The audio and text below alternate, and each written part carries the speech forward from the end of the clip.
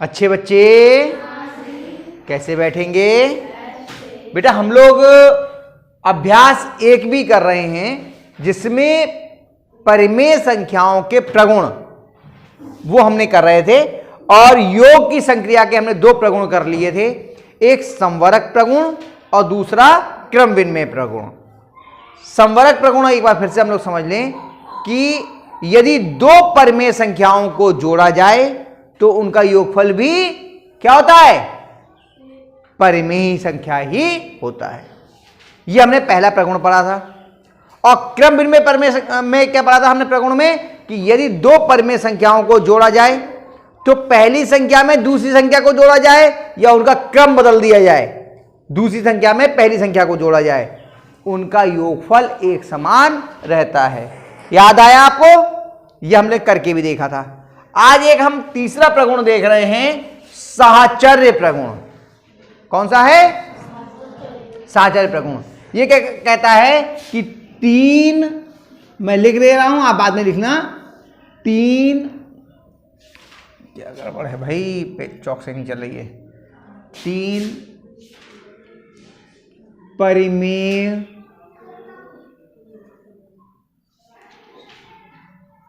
संख्याओं को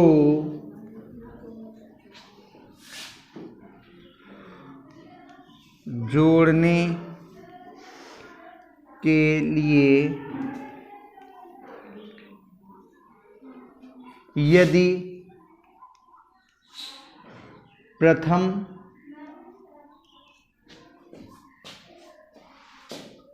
दो संख्याओं के योग में तीसरी संख्या जोड़ें या प्रथम संख्या को शेष 2 संख्याओं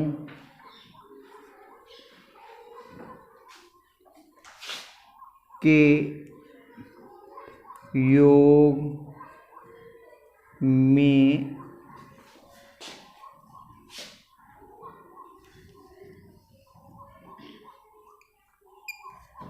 जोड़ें, योगफल समान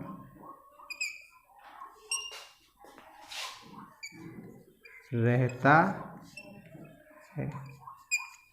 क्या कह रहे हैं कि 3 परिमेय संख्याएं हैं, उन्हें जोड़ना है तो पहले प्रथम 2 संख्याओं के योग में, यानी पहले 2 संख्याएं जोड़े पहले वाली और उसमें तीसरी संख्या जोड़ें, या फिर पहले बाद वाली 2 संख्या जोड़ें उसमें पहली संख्या जोड़ें, योगफल एक समान आएगा। ऐसे समझने में थोड़ी समस्या आ रही होगी, मैं वैसे लिख के दिखाता हूं। 3 संख्याएं हैं, a/b,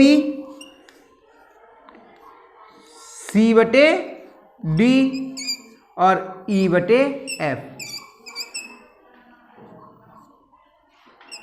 हमने क्या किया कि पहले इन दोनों को जोड़ा, कोष्ठक लग गया, इसका मतलब क्या है? पहले इन दोनों को जोड़ना है। पहले इन दोनों को जोड़ा और उसमें हमने इसको जोड़ा, या फिर हमने क्रम बदल दिया, मतलब उसके जोड़े अलग बदल दिए। a/b को जोड़ना है हमें c/d और e/f के योग में। कोष्ठक का मतलब क्या है? पहले ये करना है और फिर आपको ये करना है, पहले ये जोड़ना है फिर उसमें ये जोड़ना है। चाहे हमने जोड़े अलग बना दिए, यहां पे जोड़ा किसका है? a/b का c/d से, पहले इन दोनों को जोड़िए उसमें ये जोड़िए, या फिर इन दोनों को पहले जोड़िए उसमें ये जोड़िए, योगफल एक समान आएगा। ये प्रगुण कहलाता है साहचर्य प्रगुण। अब हम इसको करके देखेंगे क्या ऐसा सही बात है ये या फिर गलत। हमने कोई भी 3 परिमेय संख्या ले लीजिए, 3/4 प्लस 5/2 प्लस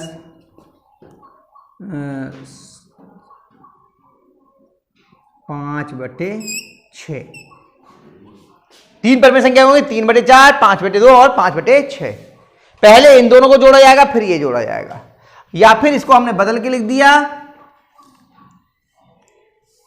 कि 3/4 को जोड़ना है हमें 5/2 और 5/6 के योगफल में। अब इसे हल करने का क्या तरीका होगा, बाएं पक्ष को अलग हल करके देखिए, दाएं पक्ष को अलग हल करके देखिए और देखते हैं दोनों का योगफल समान आता है या फिर नहीं। तो हमने क्या कि बीच में लाइन खींच लेते हैं और इधर लिखते हैं बायां पक्ष। क्या लिखते हैं, बायां पक्ष।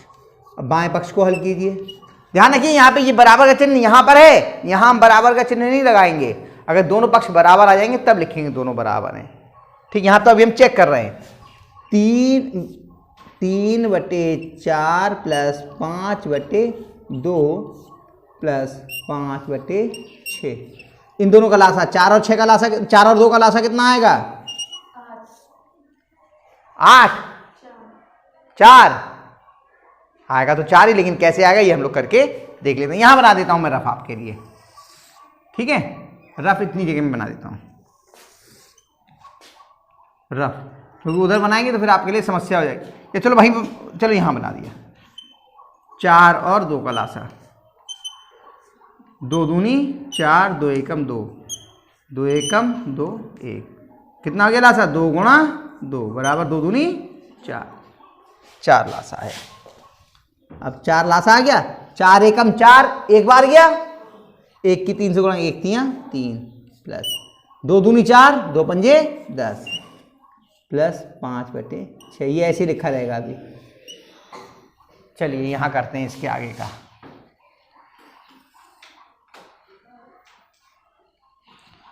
कितना है, 3 और 10 13, 13/4 प्लस 5/6। अब किस किस का लासा लिया जाएगा, 4 और 6 का। 6 और 4 का लासा ले लीजिए सब, 6 और 4 का यहाँ करते हैं, 2 3 6 और 2 दूनी 4, फिर 3 ऐसी 2 एकम 2, फिर 3 ऐसी 3 एकम 3, कितना है 2 गुणा 2 गुणा 3 बराबर 2 दूनी 4 3 12, लासा कितना आ गया 12। अब इससे भाग किया, 4 3 12, 3 बार गए, 3 की 13 से गुणा 13 3 39 प्लस 6 दूनी 12, 2 बार गए, 2 की 5 से गुणा करी 2 पंजे। फिर से समझ लीजिए, इससे इसको भाग किया, 4 से 12 को भाग किया, कितने बार गए 3, जितने बार गए उसकी इससे गुणा करी, 13 की और 3 की गुणा, 13 3 39 प्लस का निशान लगाया। 6 से 12 को भाग दिया, कितने बार गए 2, 2 की 5 से गुणा 2 पंजे 10।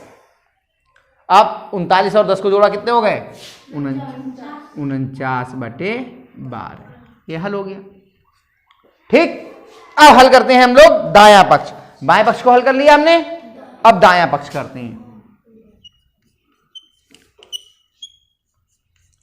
दायां पक्ष कितना है, 3/4 प्लस 5/2 प्लस 5/, बराबर 3/4 प्लस, इन दोनों का 2 और 6 का लासा देखिए, 2 और 6 का, 2 दूनी 2 एकम 2, 2 3 6 1 1, कितना आ गया 2 गुणा 3, कितना आ गया। ये सब रफ का कार्य कर रहे हैं, बीच में बना लिया हमने, वैसे बनाना तो उधर कोने में चाहिए था, हमने इधर बना लिया है समझाने के लिए आपको, ताकि आपको बिल्कुल सामने पड़े, आपको देखने में आसानी हो जाए। कोने में लिखा हुआ देखने में थोड़ी परेशानी होती है ना। कितना आया 6, फिर 2 3 बार गए, 3 पंजे प्लस 6 एकम 6, 1 पंजे 5,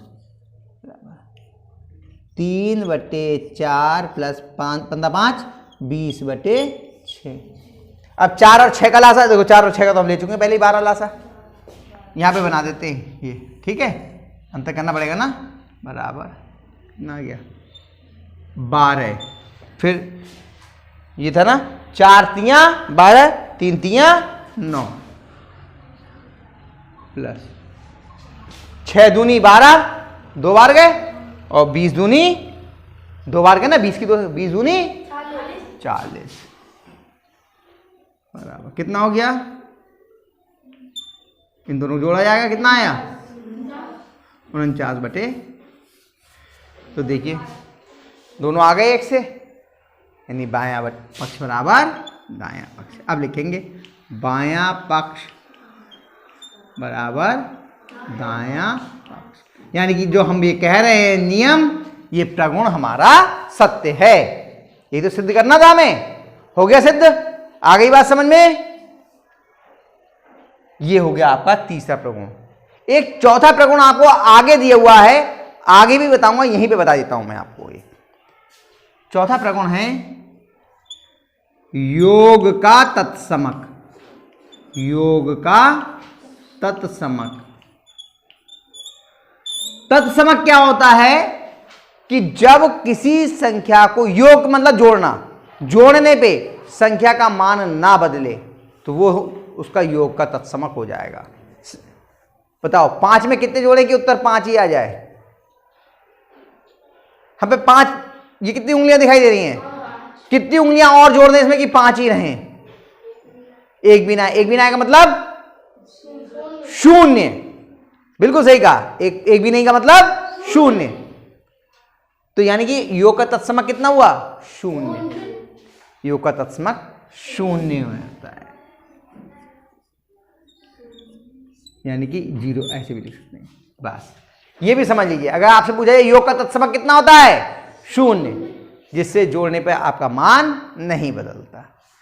ठीक है, अभ्यास के कुछ सवाल करवा दूं या फिर पहले ये करेंगे, उतारेंगे? अभ्यास के करा दूं एक सवाल करवा देता हूं। पहला सवाल आपका जो है वो केवल सही या गलत बताने का, सत्य सत्य, तो आप उनको उतार लेना, उसके आगे सत्य सत्य लिख देना, मैं यहां पर आपको बता देता हूं। अभ्यास का पहला सवाल, हाँ, निम्नलिखित कथनों में सत्य असत्य बताइए। हाँ, पहला है -4/5 प्लस -4/5 बराबर -8/5। क्या नियम है कि हर अगर एक से हो तो हर वैसे ही लिख दो, और अंश जो है अगर जोड़ना है तो उनको आपस में अगर समान चिन्ह के हैं तो जोड़ दीजिए। तो कितना जाए, -4 में -4 जोड़े तो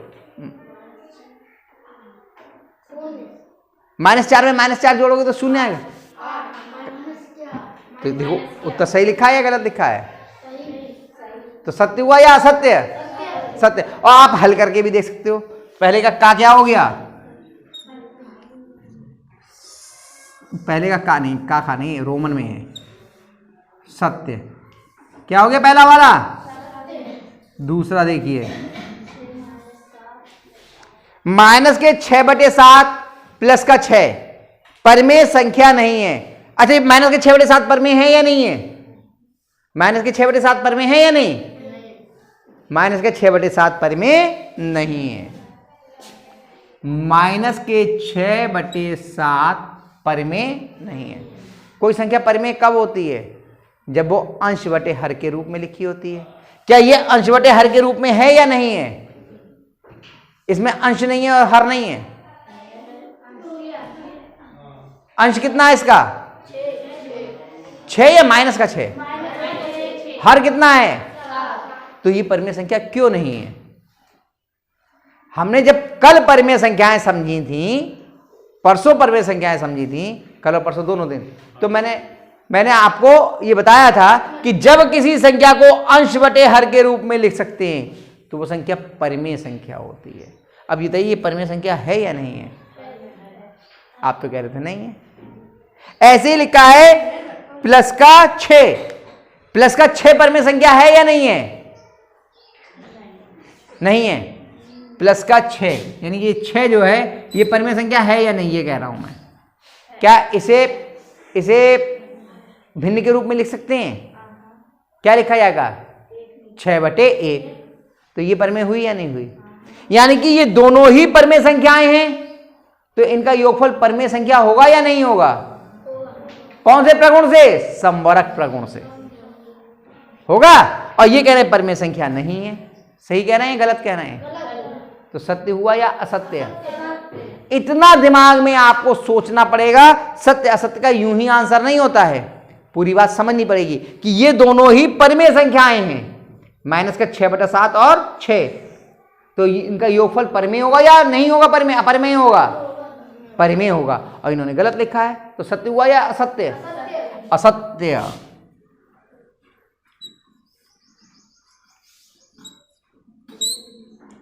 तीसरा,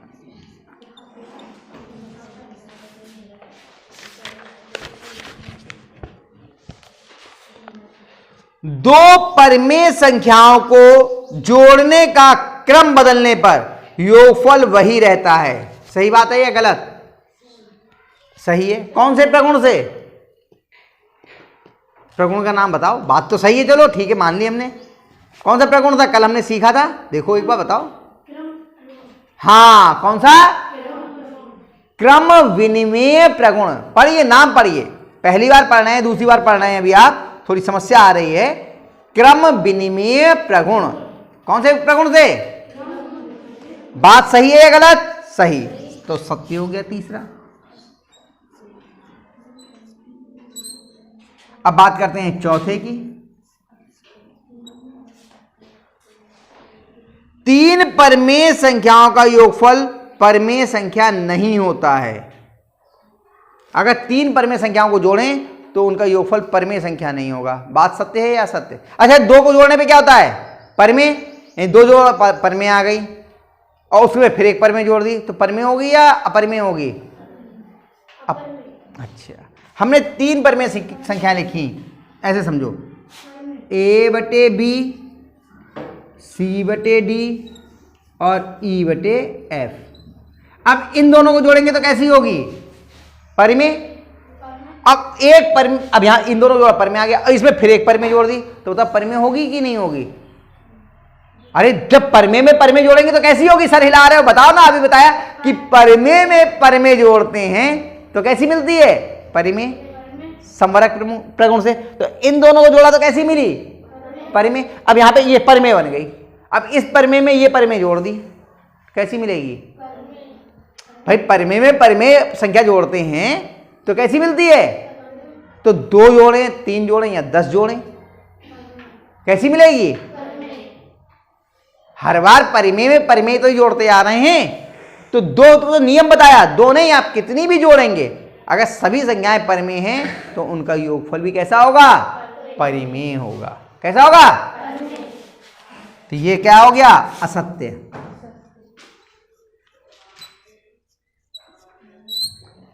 ये मैंने फालतू का लिख करके आपको समझाने के लिए लिखा था, वो मिटा दूं ये वाला जो समझाने के लिए लिखा था, वरना आप ये भी उतारने में गड़बड़ कर लोगे।